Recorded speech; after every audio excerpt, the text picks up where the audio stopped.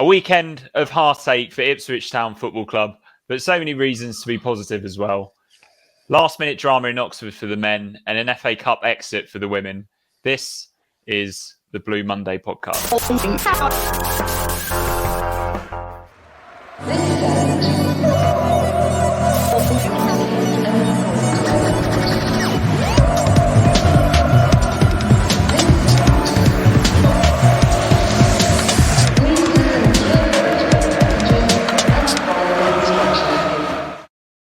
Hello and welcome to the Blue Monday podcast, covering all things Ipswich Town since 2015. This is the Flagship show. My name is Mikey Pensy-Smith, and joining me for this show are the Rushmere Rascals. It's David Diamond and Joe Fairs. How are you both? Good, yeah. Busy weekend, sort of time to sit down and ponder what's happened over the last 48 hours.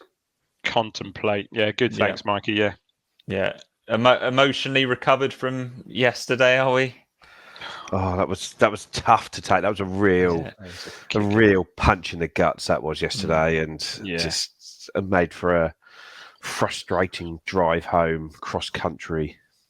I was watching it. Managed to get to watch it certainly the second half, and 95th minute corner. It was almost I can't watch this, and just perhaps tempted fate, and a kick, right, as Joe said, a big kick in the teeth, that one. Yeah, I'd say it was more of a kick in the bollocks, but there we go. I got told off for that last week. I deliberately didn't. Right, let's get into the news, shall we? And ITFC Women were in action today in the FA Cup quarter-final at the Gold Star Ground. There was over 2,000 supporters there. It was a fantastic achievement just getting there. But it wasn't to be, was it, Dave? What happened over there? Yeah, I couldn't go. Busy today, but I did catch some of it on the TV. Most of the first half and bits and pieces near the end of the game. And we just I think physically they were bigger, perhaps a little bit more class as you'd expect. They're 2 divisions higher. They're comfortably midway, I think, in the WSL Premier League. Just a shame we couldn't give more of a go. You're right, unbelievable achievement. I was there for the Southampton game in the last round. Incredible scenes there, and just a great achievement for the girls. And what I must say, and I wasn't sure who was commentating, but they really talked the girls up and said, look, clearly, I think the average age of the Ipswich side was like 21. Even younger when the captain Bonnie Hallwood went off. I think she's 34, and they very complimentary and said, look, it's clear that a lot of these girls are young enough and can certainly hold their own at a higher level, which is brilliant, really. Just a shame. As expected, it was at Felix, though, very bumpy pitch, which I think was a great leveller for both teams. And the one bit of class in the game, a really good move, as we just said off there, was a decisive goal. Was it pretty much midway through the first half? Really nice slick move and a really good finish. Great achievement. And it's the old adage now, literally concentrate on the league now, and hopefully, get that top spot, get in the playoff, and get up to the championship. Indeed, yeah. The league is the real quiz, isn't it, Joe? Yeah, and that's what they've got to be looking at now. And when you look sort of the progress that's made, I know it wasn't Man City this time, but sort of 2 to 3 years ago, they put in a great effort and lost 10-0 there. This time, I saw somebody had tweeted before the game, the bookies odds for the game, and Ipswich were 50-1 to win that game today. Ouch.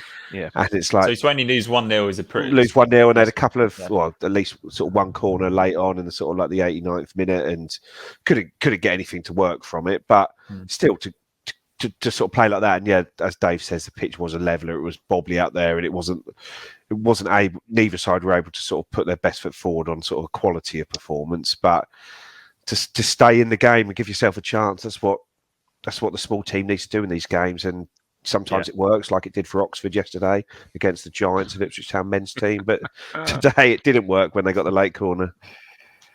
No, unfortunately not. But there was some more exciting news coming out of the club on Thursday, wasn't there, Joe, regarding Game Changer purchasing the land behind the Churchman's stand. This is really positive news for the club as a whole, isn't it?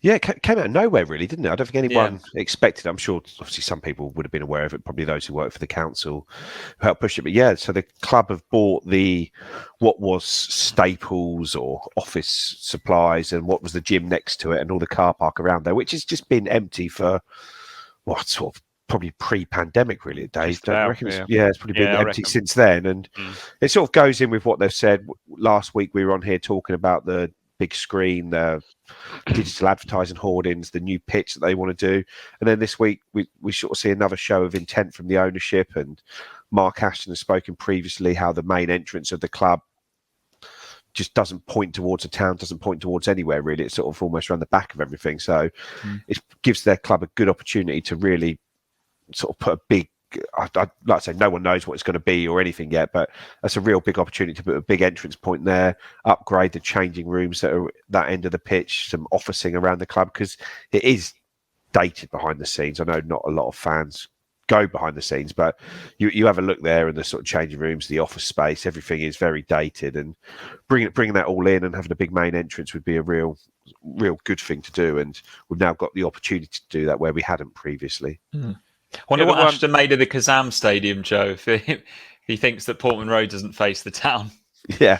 The entrance at the Kazam. I don't really get it there. It's such a strange... Because it's not that bad a stadium, the three stands, are they? No. And there's talk that they're trying to build themselves a new stadium. And it's like, surely it'd be better to get a deal sorted with the previous owner to get that stadium, build the fourth stand and try and put a bit of infrastructure around there than it would be to build a totally new stadium somewhere else. So, like I said, we came in from... So I was just following the sat nav because there's a lot of traffic everywhere, and it took us in the sort of quite a strange route. Ended up going through the centre of Aylesbury to get there, and it was fine. But I don't really. It's quite a long way from the city centre, isn't it? It's probably you found out to your cost yesterday as well. But it's I've only just got back. The only downside. City centre day. The only downside I can see from the planned development is they're going to knock through Breezy Corner. I can't believe that. Corner of the church and then the old Portman stand. Breezy. I used to stand on Breezy Corner back in the day. Fantastic. But I think that's to get better access for sort of machinery onto for the new playing surface, which I think is being deferred for a season, isn't it, Joe? Did I read that? I think. Yeah, it doesn't sound like there's enough time to get it done in the close season this year, because they have to clear that corner before they can start the work. So with planning permission, that can take up to 12 weeks. This is the corner between the cobbled stand and the Breezy Portman Road, effectively. There's just not time to get that cleared and get the pitch in over the summer. You're sort of, from what I'd understood, in order to get the pitch done, there was even a doubt whether if we made the playoffs, with regards to having a leg of the playoffs at home, effectively, that we'd have time doing it. It's that quick a turnaround that it would need to be like, as the referee blows the final whistle on the last day of the season, get it up. The groundsman would come running on the pitch with a shovel in his hand. I think it needed to be that quick after it. Wow. But yeah, hopefully that pitch will be ready for the Championship. Hey, Dave? Well, yeah, season after next, who knows? Maybe even the Premier League. What's that song by China Crisis? I'm trying to think of that song by China. Oh, yeah, Wishful Thinking. That's right. Yeah. Brilliant. In other exciting news, the Blue Monday podcast has joined Telegram. Even you're on it, aren't you, Dave? Oh, yeah. Yeah, so our viewers and listeners can now join us in our private messaging groups. Not being funny, when I heard it, Mike, I thought, well, that's a bit of a backward step. but yeah, I haven't seen one of those for ages. Knock on the door. Oh no, this is bad. It's either going to be a premium bond win or someone's died, obviously. And no, that's awesome. Yeah, really good. Really good. Yeah, so if you want to get involved in that and you want some more details, if you could visit www.leveller.com, that's Leveller, LEVELLR, /communities /blue-monday-podcast -ITFC. Now, what rolls off the tongue. It really does roll off the tongue, that one. Maybe click the link on the tweet would be better. Click the link on the tweet, but Rich did insist on me reading out the URL. Good following of the auto cue.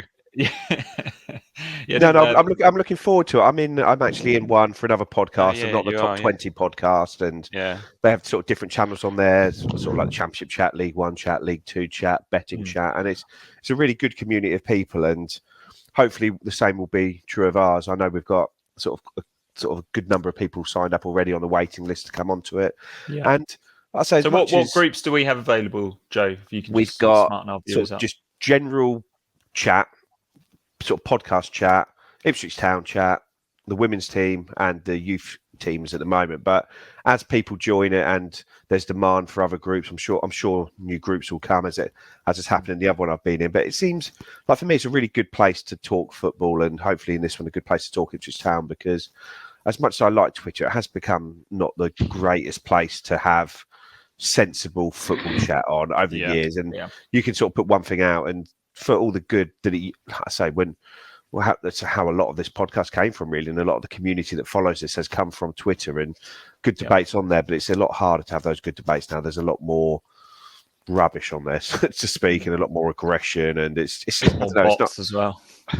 Without sounding too much of a liberal lefty, it's a safe space to talk football where you can actually put your views across, hopefully without people abusing you or anything like that. So that's what we want it to be, and hopefully it will be. But I'd urge it. I know there's a free trial on, a couple of weeks free trial. You get the start, so hopefully people will try that, like it, and then carry on, because it is the other one I'm in is really good, and hopefully this one will be as well. Indeed, and there'll be a little bit of cricket chat, a little bit of golf chat.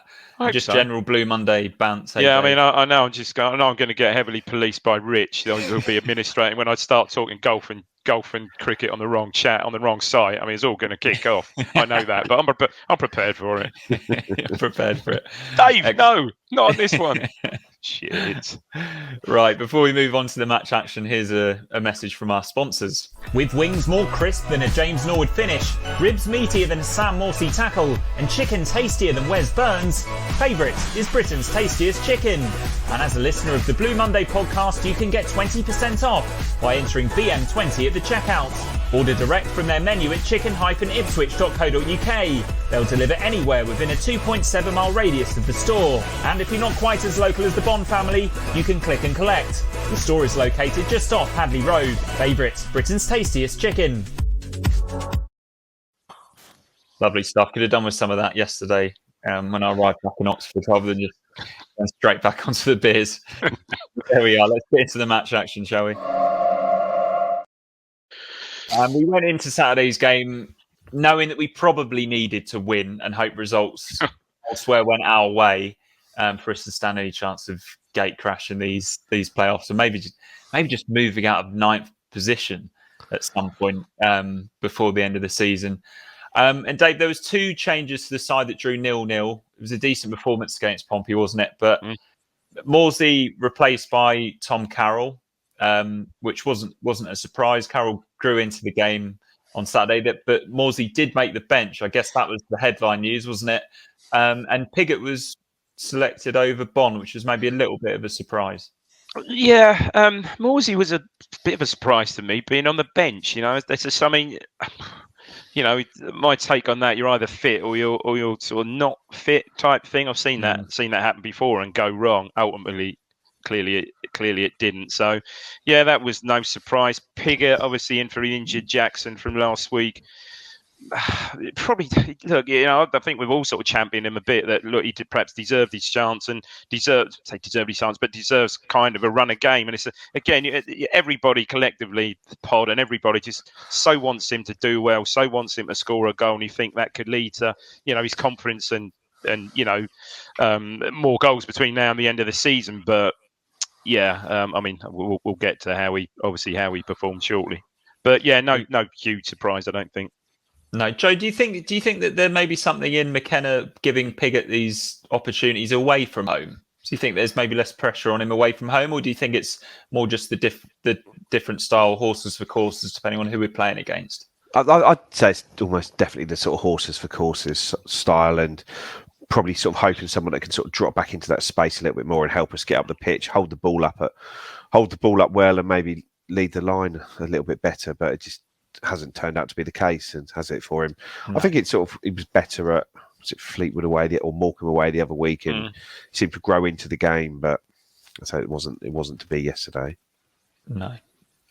Just quickly run through the Oxford team. It is like they had a few injuries, but it's a decent League One team. Eastwood in goal, back three of Brown, Long, and McNally. More on him later. Sykes and Williams with the wide men. The impressive Brannigan was in central midfield with Kane. Bodin played in behind. Matty Taylor, the danger man up front, and White. Joe, you were at the game for the start. I missed the first 25 minutes. I think I was driving through an industrial park, going through science labs, lots of nice little Oxfordshire villages. But it sounded like I did tune into Radio Suffolk, and it sounded like it was Oxford who made the better start to the game. Is that fair to say? Yeah, but they were the better side for at least the sort of first half hour or so. It was very, very. I don't know how well it came across the telly, but it was a massive wind that we were playing into in the first half, and even when you saw on the linesman's flag, it was just really, really strong. And kicks were hanging up in the air and almost coming down sort of vertically once they sort of reached their apex, and we were really struggling. Their press was very good, very high, sort of really pushed us there, and sort of had a couple of, well, probably 2 or 3 decent chances. One sort of quite early on, where it's just sort of one ball, and sort of Donatian had been sort of caught slightly up the pitch and played in, and so I don't know who it was, that sort of came and had the shot and sort of maybe could have tested Walton a little bit more, but it's quite simple for him. And then a little while later, Joe Pigott loses the ball up front, and it's sort of one ball, and someone's in again and has a shot again. Easy for Walton to deal with, but could have sort of done a bit better there. And we sort of had 2 players struggling, and sort of Dominic Thompson for the first sort of there was a long ball over the top, which was in absolutely no danger at all, and he sort of went down to sort of get the ball, and all of a sudden tried to prevent it going out for a corner, and sort of stumbled over his feet and ended up giving away a corner when there was not a player within 20 yards of him. And then for the next 10 minutes he struggled and couldn't get there. And up front, Joe Pigott, the ball just did not stick at all to him at all. He was potentially fouled a couple of times, but it was one of those games definitely at least once. but it was one of those games where you realise if you're not getting a lot from the ref, you need to sort of toughen up a little bit and sort of try. He's a big guy, isn't he? Play differently and not go down because you're not going to get the fouls. But it was just his touch. Everything was bouncing off him. We had obviously Chaplin and Selena playing behind him. We wanted to get into space in that area that he was dropping back into, and there was no one in front of it. And it was just a really sort of disjointed performance in the first half from that bit there. So it was a case of, I know it wasn't a vintage performance. We knocked the ball around nicely at times. Once we could beat that first line of the press, we weren't getting there. And Burns had a couple of decent moments down the right hand side. Selena was quiet, but when he did pop up, he popped up with a sort of bit of difference making, like a ball out to the right hand side to Burns, which led to sort of a half chance where he ended up crossing it in. And so we played okay, but if any side was going to score in that first half, it was probably more likely to be Oxford. It was, but it probably was Ipswich that came the closest in the first half. But Burns, as you mentioned, got in behind a couple of times. He cut inside, and he went for the Mickey Stockwell outside of the foot against Berry, didn't he, Dave? Great effort. Decent effort that. But 0-0 at half time again. Didn't Pigott have a? I missed that. A really good. They said it came across on Radio Suffolk. Had a really good chance. Was it? That was just after the break. Just after the break. Yeah. But just on that first half, Dave, good to see us standing up well to a decent side. But I think so. Just struggling to make the ball I think stick. so, and I think we were kicking against the wind first half, so it was I mean, on a professional level, but with the, I suppose, worse at that stadium with the ground being open end, probably is worse. So it was certainly a factor. Indeed. And as you mentioned there, Pigott makes a bit of a mess of an early chance. I realised I wasn't in the ground for that either. I was finishing my half-time pint. On 53 minutes, though, I was there to see us make a double change that completely changed the game. Morsey comes on for Carroll and Bon came on for Pigott. This was a real show of intent from McKenna, wasn't it, lads?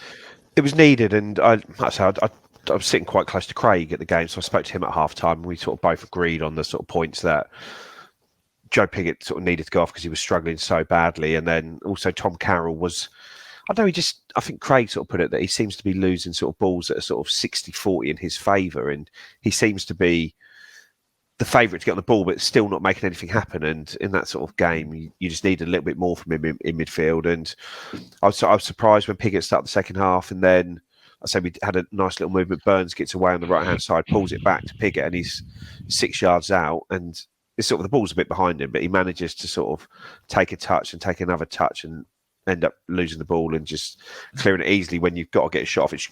That's one of those ones that you almost expect him to score, and then you can't even get the ball under control. And so when you saw the change, it's like, well, yeah, I think the Pigott move was probably 6 minutes too late, and Bon and Morsey came on and both looked really fired up for it as well. Do you think maybe with Pigott, perhaps that was the call at half time? But I mean, to give someone the hook at half time is a further dent to your confidence, isn't it? So I suppose it must be really tough for McKenna. I feel for the boy. I really do. Because you can see just how bereft of confidence he is. He looks absolutely shot of confidence. And you're trying to help him, but you've also got to not hinder the team in that sense. Because people say, we just need to run a 2 or 3 games. But you can't give him that run if he's playing like that. And I think tried to give him that extra few minutes yesterday, and really, you shouldn't have done. But you've got. I know it's easy to say that from the sidelines. Get him off, get someone else on. But yeah. And I don't think I've ever seen a game where they make a double substitution and it just changes the whole face of the game. It's just unbelievable. Yeah. Bon, I've got to say, really looked back to his best. He was superb. Really, not a goal threat, and I would say winning headers, but winning headers. Getting his body in. The ball was sticking to him. He was bringing people into play. And fair play, Leach is leaning on. The manager said that probably that's the best 45 he's had since he's been at the club, and I'd agree with that. Yeah, let's hope he can carry that through to the rest of the season, because we've seen how good he can be. So Morsey's first attacking involvement sees him slip in Selina down the left. He has the freedom of Oxford at times. He cuts in and his shot is saved. Chaplin tried to follow up. We were getting men in the box, weren't we? Chaplin was really attacking their penalty area at pace. Thompson then has a well-struck cross shot, sort of cleared off the line. We look really dangerous at this stage, Joe, and the away fans are really getting behind the team. And a couple of minutes later, it feels like it's non-stop at this stage. The ball doesn't go out of play for a little while, and we get our deserves, don't we? Yeah, it was just wave after wave at that point of attack, wasn't it? They couldn't get out their half, and in the same way we'd struggled with the wind in the first half, they were really struggling with it there. They just couldn't get on the ball in our half at all, and it was just time after time getting there. And this time the ball just drops to Chaplin in the midfield, and Burns is just down that wing, and lovely little ball with the outside of his boot from Chaplin, just plays it there. Burns doesn't even need to take a touch to sort of keep the ball under control. He just runs straight onto it. And then you've got Bon, who's gone one way, taking the defender with him. Selina's flying in from the left-hand side, and Burns just rolls it across, and it's an absolute can't miss for Selina. And he just gets there, rolls it in, and sort of cue pandemonium in the stands, because it was real. It was a real good atmosphere yesterday all the way through, and sort of summed up no more than by the goal. That pass from Chaplin was a thing of beauty, wasn't it? Flipping heck. The weight of it was unbelievable pass. Yeah, superb. And Burns' cutback as well. That's not easy to do when you're running he's full pace. How many assists is that? 12 or something ridiculous. He's got the double, hasn't he? I think he's about the double. He could easily have lashed that. He could have easily have lashed that across the face, hard and low, which is kind of what you're told to do a lot of times in that situation. And to be fair, where I sit, he does quite often. But no, he got his head up, and it was really clever from Bon. It was good movement. You alluded to it there. It was really good movement from Bon. To be fair, he sort of goes in, then takes a defender out, and he don't really want to fool anyone else but Selina. He just sort of sweeps it in, doesn't he? Penalty spot. He was lovely goal. That was it. Lovely goal. We continued to dominate after that. It was so enjoyable to watch, Joe. Selina dribbles forward and eventually tees up Backinson. Oh, from where you were, that must have looked in, surely. It did look in, and then I thought, maybe that was one that was further away than it looked. But if you watch it back, you can see where the ball ends up. It's curled around the back of the goal, so it really if he'd have been a yard further out when he hit that's curling in. Good to see Backinson getting involved in this. I thought he had a really good game yesterday. I thought he's really grown into the season, and he sort of came in without huge amounts of football under his belt, not knowing the squad, not knowing the sort of patterns of play and things like that. And I think he's been a really sort of impressive sort of pickup that we've had. And I think, from what I understand, I think it was sort of Gary Probert on the Bristol City side, who's obviously our director of football effectively now, who's really keen to push that, and been a good pickup. And I think he's one that hopefully will sign in the summer. Yeah, didn't seem likely a few weeks ago that we'd be particularly interested, but he's really grown into that role. Come on, I think he started at MK, had a really good game at MK, just like he does now, breaking up play, keeping it simple. And I think he's sort of grown from there, really. Yeah, he just seems to land on the ball as well. He always seems to be in the right place. A bit careless with the ball sometimes, but then he always seems he's sort of quite rangy, legs. Always seems to be able to sort of win it back quite quickly. Yeah, he's done well. Oxford, they really don't offer anything. Aluko comes on for Selena, and Aluko plucks the ball out of the sky. It's ridiculous touch. But yeah, every time Oxford looked like they might get in behind us, we just get back. Donacien defends well. Burgess was getting his head on everything. Burns was blocking well down the right, but it was one of Burns's blocks/tackles down our right, Dave, that leads to a corner in the 95th minute. 5 minutes added on, and in the final minute, I don't know who takes it. It's a good delivery. I'm not sure who takes Kane, it. Kane, really he looked good. He looked quite good, actually. From what I saw second half, he looked their best. Certainly during the second half, he looked their best player. Really neat and tidy. Obviously, the goalkeeper comes up, so there's another body to mark there. And I don't know, does Burgess get called ball watching? It's a good header. It's a strong header. I think Burgess gets a bit caught under the ball and perhaps guilty of ball watching, but it's a towering header, and the goalkeeper's got no chance. It's just a gutter, isn't it? It's just sickening, it really is. For how well we played second half, there was only one side in it, and they barely. Christ, I think got around our box. It barely got in a half because the wind, probably again the wind. And as Joe quite rightly said, every time they did, we got a foot on it, we got a head on it. Just a real sickener, a real tough one, that one. I think especially in the season as it is, knowing that we probably needed sort of 6 wins out of the last 8 games, and that was one of them. There we had it in our hands, and we deserved it. We'd been brilliant in that second half. We totally controlled it, and again, it's another manager after the game, Carl Robinson, coming out and just saying how good we were effectively, and again, it's a points drop. How was Burgess overall yesterday, do you think? I thought he did really well, and I thought it's a nice balance, doesn't it? Sort of left front foot, right foot, aggressive defending, wasn't there? There was a lot of that, especially in front of where the away fans were. Yeah. Sort of when there was a loose ball in there, he was quite good at just getting in there and getting through it. And he got his head on everything until that cross as well. Composed on it. And he knew he'd balls it up, because you see his reaction. He just sits on the floor, and you obviously you wouldn't have seen it on the TV, but he sat on the floor for ages, almost until the game restarted. He was down there. As a defender, there you just need to get something on it, don't you? Just anything on it, or even if you just stop them getting something on it, as much as anything, isn't it? But I mean that ball in is maybe in Walton's area, but what Matty Taylor, I think it was quite clever and sort of just blocks him, keeps him occupied, so he can't afford to come for it. I think he would have been a brave goalkeeper to come for it because it was that congested, because the keeper was up. I saw him do that at Sunderland. Maybe he's been once bitten, twice shy there, because he did exactly the same thing at Sunderland. Just thrown himself on the floor and see if the ref gave him something. I mean, again, looking at our set plays, and I know we've been moaning them and stuff like that, but we don't score goals like that, do we? Not talking about 95th minute. We just don't score goals like that. It was a good delivery. It was a good delivery, flat delivery, wasn't it? Yeah. But it was a tough one. That one, very, very tough. Reminded me a little bit of the, maybe not quite as bad, but the Norwich, the Norwich 1-1. When James had just scored, and then it also reminded me a little bit of Nottingham Forest away when we played really well at the City Ground the year we made the playoffs. But that was much earlier on in the season, so it didn't. You walk away from the game feeling good about next season. But that one, I think it was Mikel Antonio that had the equaliser for Forest that day. He walked away thinking, "Oh, we're going to be all right this season." Yeah. Murphy, 2 brilliant goals, bloody hell. Yeah. And I think if there were 17 games left this season rather than 7, I think you'd probably walked away from that yesterday thinking, well, sometimes that sort of thing just happens when you're the better team.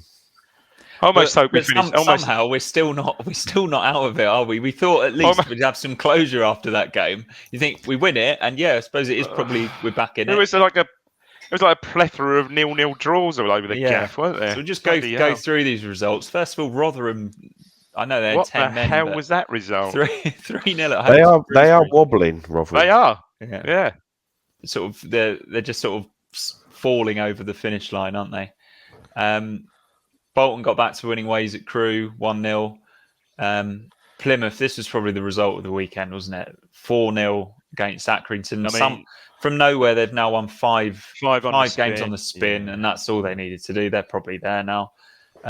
Lincoln did us a favour, 0-0 at home to Sunderland. Fleetwood 0, Doncaster 0. Wigan, big 4-1 win over Morecambe. They're probably back in the title race, very much so. We've got to play Wigan on Easter Monday, I think. They're only a point behind Rotherham now with 2 games in hand. So wow. Yeah, and MK are close, aren't they? Somewhere? They are. Yeah, they won 1-0 at 4 Cambridge. 4 points behind. Yeah. Charlton beat Burton 2-0. Gillingham did us a favour, 0-0 at home to Sheffield Wednesday, and probably the result that we take most pleasure from was Portsmouth 0, Wickham 0. and that's a classic. Yeah. Absolutely. So yeah, as you say, Joe, Rotherham still top, but only by a point. Wigan have 2 games in hand, and yeah, Milton Keynes, as you mentioned, Dave, just 4 points off the top. Incredible. Plymouth are now on 71 points. I mean, looking at it now, we're 10 points behind them. Yeah, looking at it now, it is just one spot now, isn't it? It's sixth. Yeah. It's Sunderland. That's really, the others are away. Oxford, 8 points ahead of us? It's just Sunderland now. Yeah. Yeah. Right. Let's get into some Twitter questions. And first up, Tony Rand has a couple of questions. I'll include both of them because they're both decent. Can McKenna turn Piggott into the player that he needs to be between now and the end of the season? And if Burgess turns out to be the ideal left-sided centre-back in the games left, where does that leave the fridge? Would he listen to offers? I think McKenna may be able to turn him into the player that he needs him to be. But between now and the end of the season, no. He's probably not going to get the chances now. No, I don't think probably so. Not now. No. Like, we've just got hope because he's obviously signed a 3-year contract and no doubt very good money after the season he's had last year, and the fact he was a free transfer and had a lot of interest from elsewhere. You just got to hope he can come back to pre-season with a clear head, clear mind, and ready to go, and we can get something going for him. But I don't see him anything. I think it's 20 games without a goal now, isn't it? And I think you just don't know. Again, you don't expect him to start. We've already spoken about Bond. I wouldn't expect Piggott. No way to start Saturday. You think Bond would start? Piggott. All he needs. 5 minutes, 10 minutes comes on. Ball hits him and goes in. Ball goes in off his knee. Hits a scuffy one in. It's all he. You think that's all these players need. I think he's too far gone that even a goal, I don't think is going to get him back. I don't think. Probably right. Sometimes players need a goal. I think he's past that now. I think he's just. Probably. He just needs to be put into hibernation until pre-season to come back, and hopefully things are different then, because it just looks, and it's been weeks and weeks now where you think, he just needs a little bit of this but I think we've been making too many excuses for him as a fan base, really, in the hope that it comes good for him, but I think the season's right off for him, and hopefully next year is better.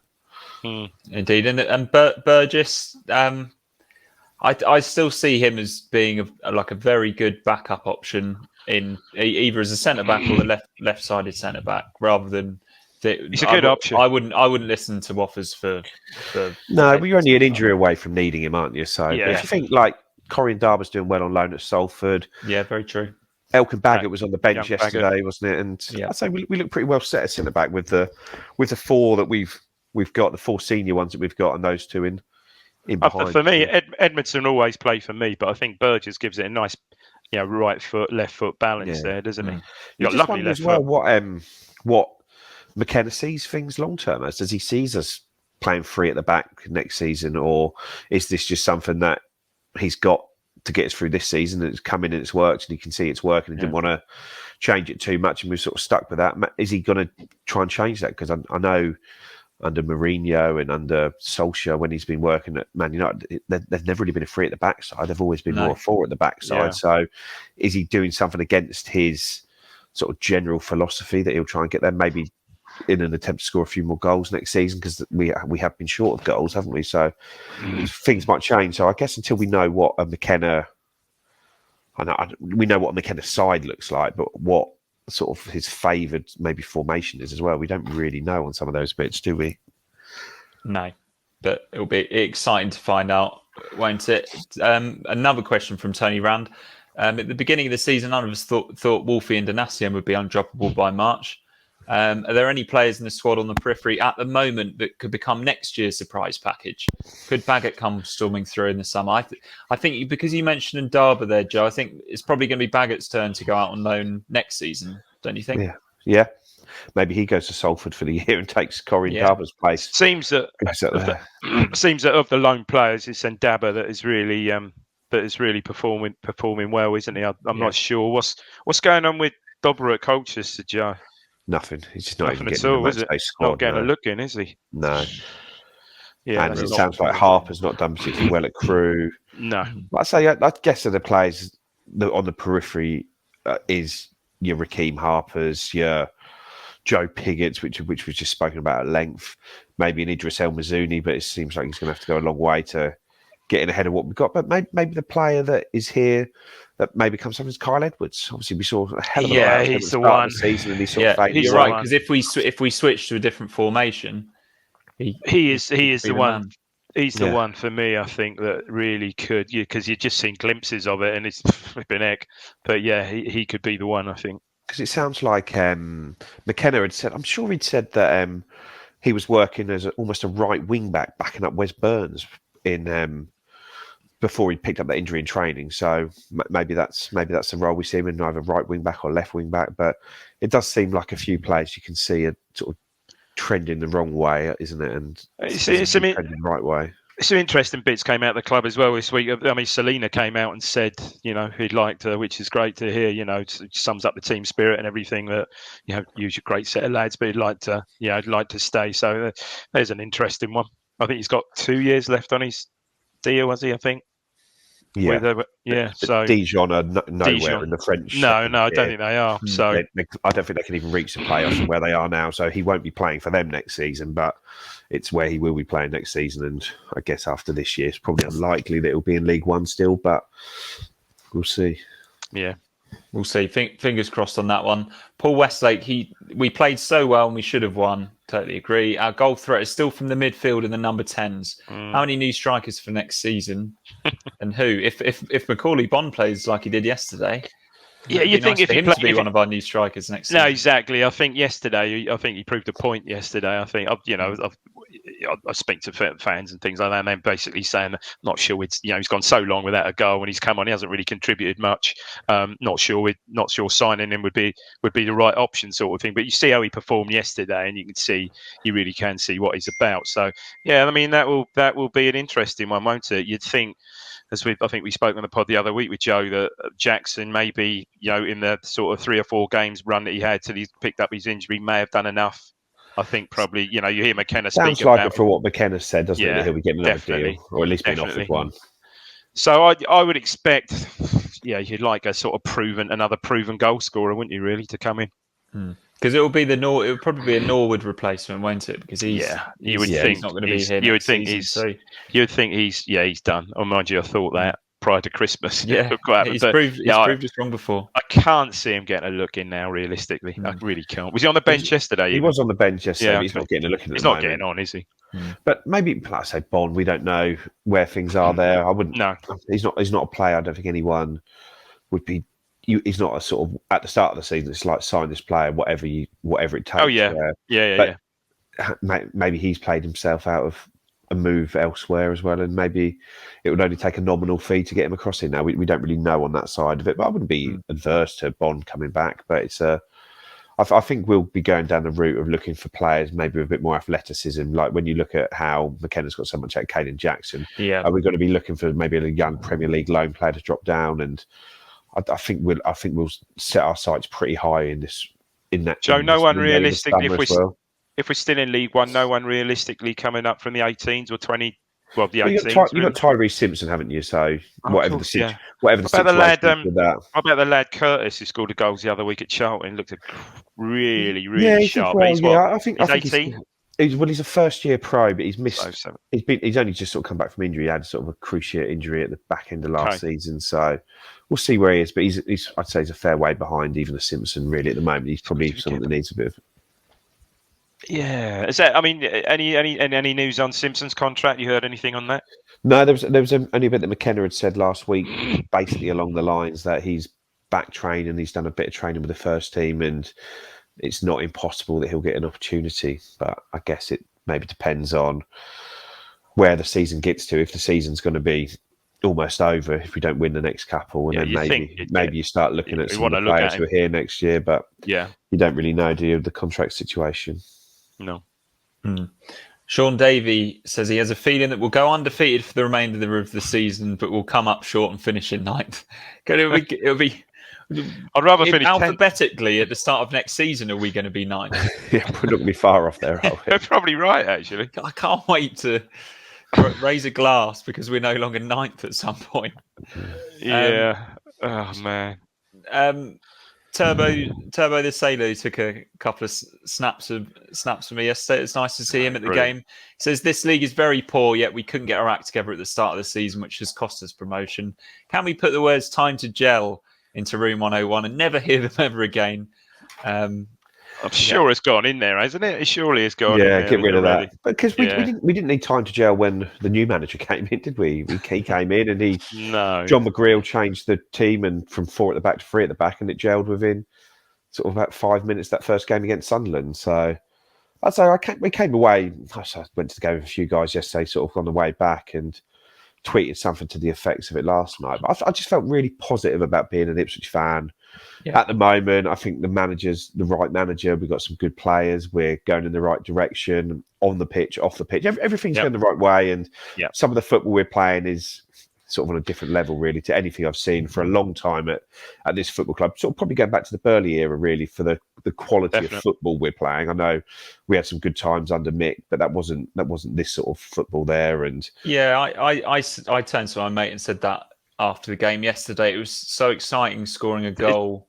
When we really, really deserved it.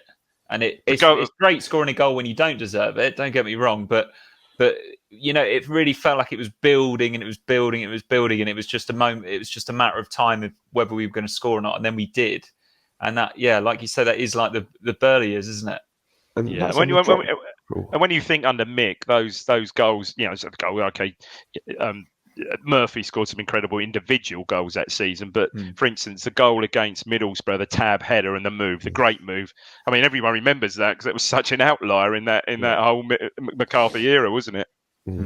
But you just look at it, and we're not getting a lot of luck at the moment when you look at the sort of the last 10 or so games, and we've got sort of drawn. Is it 4 out of 5 we've drawn now, or 4 out of 6, something like that? But every single one of those games, we've been a better team in by sort of any measure that you can have. With the best team most weeks at the moment, or probably every week with the best team now. So if we can keep that up till the end of the season, and I've no reason to doubt that we can. I know we've got a couple of tough games in there, but if we can keep playing like that, we're not going to get in the playoffs this year, probably because it's going to take too much. But like I say, everything looks very positive, and that the manager's going to get his first window to bring in a couple of players that he wants to bring in as well.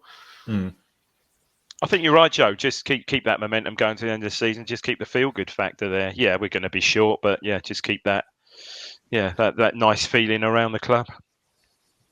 Indeed. Dave, if you were head of recruitment and you were looking ahead to next season now already, because the playoffs probably beyond us, what areas would you most be looking at making? I think we've already said a striker. Probably want another sort of proven goal scorer in there, probably. Central midfield player, depending on what he does with someone like Harper, but I'd say another central midfield player, maybe in the Morsey role. I mean, okay, you won't get another Morsey, I don't think, at that level, but something there. Left back. Well, obviously left back, because Thompson obviously isn't our player. So you want. I'd have thought actually left back, actually a big priority. Actually, that's how I see it. I don't think Joe's right. We're quite well covered at centre half and Dabber. Maybe Baggett might go out on loan, but you've got Edmondson to come back. So I think we're really well covered there. And arguably since Christmas, Wolfenden's been our best player. I mean, he's just been superb, hasn't he? Again, yesterday seemed just a thoroughbred footballer, isn't he? That we all knew he was. And to think that him and Donatian could have both been drummed out of the club is just mind boggles, really. What is Wolfenden's contract situation, Joe? I think he's got a lease next year plus an option on it. So I think he's on a 4-year deal with an option at one point. So I think last year might be the last one. 1 in 9 for a new deal? Yeah, without a doubt. You don't want him going into the last year of his contract, do you? No. Just looks a lovely footballer, doesn't he? When he takes the ball from the back, sort of glides and gets his head up. A bit of a Ferdinand about him in that respect when he does take the ball forward. And that recovery pace as well, which Rio had as well. Yeah, he's just a whole new level he's reached. It's incredible. Yeah. And Joe, looking ahead again to League One next season, how much are you looking forward to watching Ipswich play? I don't know, Oxford, and then watching England playing in the World Cup on the same day. I think they have said that if England have sort of Saturday games, the EFL won't play that day. They'll shift the fixtures around England's World Cup games. So we could have double headers then. We could have Ipswich on the Saturday and England on the Sunday. Absolute rollovers. How weird is that going to Christmas be? Time. Amongst all your Christmas parties as well. For the first proper year of Christmas parties as well. Absolute carnage. Carnage. That Black Friday, the last one before Christmas, will be absolute carnage, won't it? When is the actual final? Tell me when is the final? It's the 18th of December or something. It's that close, isn't it? It is, isn't it? Oh my God. Incredible. Yeah. But the Premier League, I think, returns on Boxing Day. So there's still Boxing Day Premier League fixtures. There you go. If I'm not mistaken. Championship as well. Yeah. We've got all that to look forward to. You maybe going to circle November as your time to retire, Dave. Maybe just take a sabbatical. That is probably a sabbatical. Yeah, probably. So looking ahead to next Saturday, it's another game against. I'm not going to call it a top 6 rival anymore, but another top team in League One. It's just another opportunity to show just how good we are, isn't it? Even if we're not going to finish in the top 6. Yeah, they're the form side, aren't they? As you said, 5 on the trot. They are the form side of the whole top 6. So be a good another good yardstick for us, I think. And let's face it, look, we played Portsmouth, should have beaten them, should have won yesterday. So just we can go into the game certainly with lots of confidence. And the nice thing about yesterday, clearly you would hope Morsey came through the second half all right. I didn't come across from the TV, but didn't appear to be struggling, did he? No, he seems still going strong in the end. In amongst it, don't think. Yeah, let's for one, let's just give it to him. Just really have a good go at him and turn them over, and playoffs are back on the cards again.